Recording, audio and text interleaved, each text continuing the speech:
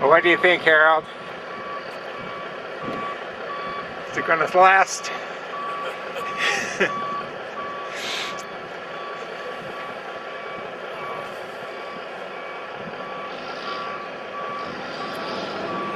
Up there. They said they needed another couple inches, and they've been playing with it for 20 minutes now. Do you think it's going to be big enough to hold us the way we're growing? I hope so. So don't we all? Think of another main on top of this one railway. Does it look any different than when you built the first one? The initial church? Oh yeah.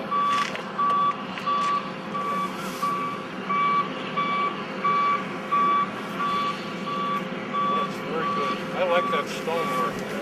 That sets it off. I think that will show up. Yeah. And I think it will be very That's attractive. fake stone, isn't it?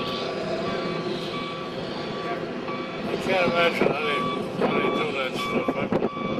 I bought a box of it for my wall behind the pot-bellied stove. You know, it looks like rock with smoke on it and everything, and then you turn it over and it's just plain old mortar.